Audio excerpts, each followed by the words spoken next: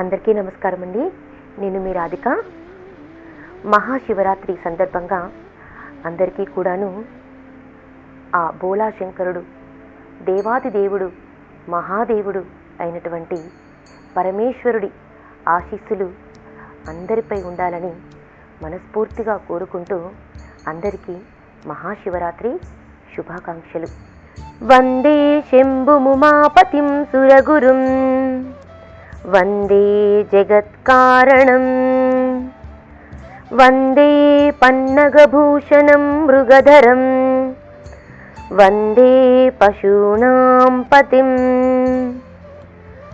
వందే సూర్యశశాంకవహ్నినయనం వందే ముకుందప్రియం వందే భక్తజనాశ్రయం చ వరదం వందే శివశంకరం వందే శివం శంకరం. ఏకాదశి శ్రీ మహావిష్ణువునకు ఏ విధంగా ప్రీతికరమైన దినమో అదే విధంగా మాఘ చతుర్దశి అనగా శివ చతుర్దశి, దీనిని శివరాత్రి అని అందురు. ఇది ఈశ్వరునికి అత్యంత ప్రీతికరమైన దినము. ఇది మాఘమాసమునందు వచ్చు అమావాస్యకు ముందు రోజు వచ్చును. దానిని మహాశివరాత్రి అని అందరూ పిలిచెదరు. ఇది మాఘమాసంలో కృష్ణపక్ష చతుర్దశి నాడు వచ్చును. ప్రతి మాసమందు వచ్చు మాస శివరాత్రి కన్నా మాఘమాసంలో కృష్ణపక్షంలో వచ్చు మహాశివరాత్రి పరమేశ్వరునికి అత్యంత ప్రీతికరమైనది. ఆ రోజు నదిలో గాని, తటాకమందు గాని, లేక నూతి వద్ద గాని స్నానము చేసి పరమేశ్వరుని పూజించవలను. పరమేశ్వరుని అష్టోత్తర శతనామావళి చదువుకుంటూ బిల్వపత్రములతో పూజ చేయవలయును. అటుల పూజించి శివప్రసాదము సేవించి ఆ రాత్రి అంతయు తప్పనిసరిగా జాగరణ ఉండి మరునాడు అమావాస్య స్నానము కూడా చేసిన ఎడల ఎంతటి పాపములు కలిగి ఉన్నను అవన్నీయు వెంటనే హరించుకుపోయి కైలాస ప్రాప్తి కలుగును. శివపూజా విధానంలో శివరాత్రి కంటే మించినది మరి ఒకటి లేదు. కనుక మాఘమాసం కృష్ణపక్షంలో వచ్చు చతుర్దశి ఉమాపతికి అంటే పరమేశ్వరుడికి అత్యంత ప్రీతిపాత్రమైనది. కావున శివరాత్రి దినమున ప్రతివారు అనగా జాతిభేదములతో నిమిత్తం లేకుండా అందరూ కూడాను శివరాత్రి వ్రతమును ఆచరించి జాగరణ చేయవలేను. మునుపు శబరీ నదీ తీరమందున్న అరణ్యంలో కులీనుడు అను బోయవాడు తన భార్యా బిడ్డలతో నివసించుచూ ఉండెను. తనకు వేట తప్ప మరొక ఆలోచన లేదు. కడు మూర్ఖుడు.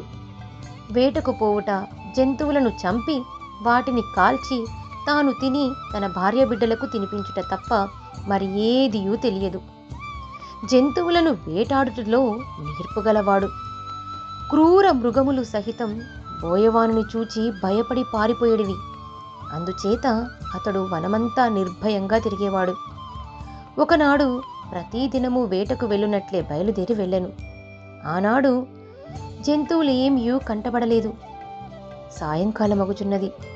వట్టి చేతులతో ఇంటికి వెళ్ళుటకు మనస్సు అంగీకరించనందున పొద్దుగుంకిపోయినను అంటే సాయంకాలము అయినను అక్కడున్న మారేడు చెట్టుపైకెక్కి జంతువు కొరకు ఎదురుచూస్తూ ఉండెను.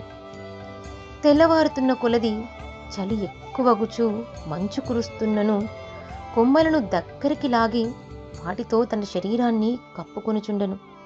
ఆ కొమ్మలకున్న ఎండుటాకులు రాలి చెట్టు క్రింద ఉన్న శివలింగము మీద పడినవి. ఆ రోజు మహాశివరాత్రి. అందులోనూ బోయవాడు రాత్రంతా తిండి తినక జాగరణతో ఉన్నాడు. తనకు తెలియకపోయినను మారేడు పత్రములు శివలింగముపై పడినవి. ఇంకేమున్నది, శివరాత్రి మహిమ బోయవానికి సంప్రాప్తించెను. మాఘమాసంలో కృష్ణపక్ష చతుర్దశి నాడు రాత్రంతయు జాగరణ ఉండి పైగా శివలింగముపై బిల్వపత్రములు పడుట, తిండి లేకుండా ఉపవాసము ఉండుట, ఇవన్నీ ఆ బోయవానికి మేలు చేసినవి. జరామరణములకు హెచ్చు తగ్గులు గాని శిశువృద్ధులు అని గాని లేవు.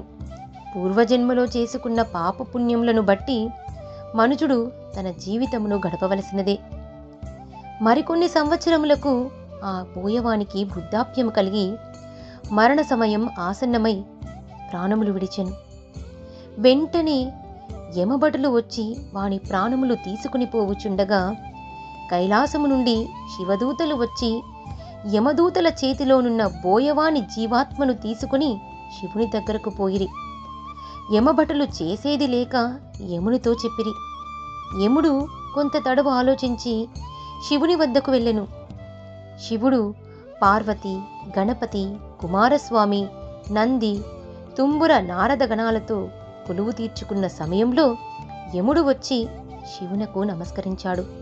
పరమేశ్వరుడు యముని దీవించి ఉచితాసనమిచ్చి కుశల ప్రశ్నలను అడిగి వచ్చిన కారణమేమిటని ప్రశ్నించెను. అంతటా యముడు, మహేషా, చాలా దినములకు మీ దర్శన భాగ్యము కలిగినందులకు మిక్కిలి ఆనందించుచున్నాను. నా రాకకు కారణమేమనగా ఇంతకు ముందు మీ దూతలు తీసుకువచ్చిన బోయవాడు మహాపాపి, క్రూరుడు, దయాదాక్షిణ్యాలు లేక అనేక జీవహింసలు చేసి ఉన్నాడు. ఒక దినమున అనగా మహాశివరాత్రి నాడు తాను యాదృచ్ఛికంగా జంతువులు దొరకనందున తిండి తినలేదు. ఆ రాత్రి చలిబాధకు తట్టుకొనలేక బిల్వపత్రములను కప్పుకొన్నాడు. జంతువులను వేటాడుటకు రాత్రి అంతయు మెలకువగా ఉన్నాడు. కాని చిత్తశుద్ధితో తాను శివలింగమును పూజించలేదు కనుక అతనిని కైలాసమునకు తీసుకుని వచ్చుట భావ్యమా? అంతమాత్రమున అతనికి కైవల్యము దొరుకునా అని యముడు విన్నవించుకున్నాడు. యమధర్మరాజా, నాకు ప్రీతికరమైన మహాశివరాత్రి పర్వదినమున బిల్వపత్రములు నాపైన వేసి తిండి లేక జాగరణతోనున్న ఈ బోయవాడు కూడా పాప విముక్తుడు కాగలడు. ఈ బోయవానికి కూడా ఆ వ్రతఫలము దక్కవలసినదే కనుక ఈ బోయవాడు పాపాత్ముడైనను ఆనాటి శివరాత్రి వ్రత మహిమ వలన నా సాయుధ్యం ప్రాప్తించినది అని పరమేశ్వరుడు యమునికి వివరించెను.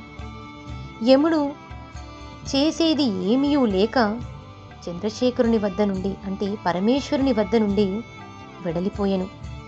ఇది మహాశివరాత్రి యొక్క మహత్యము.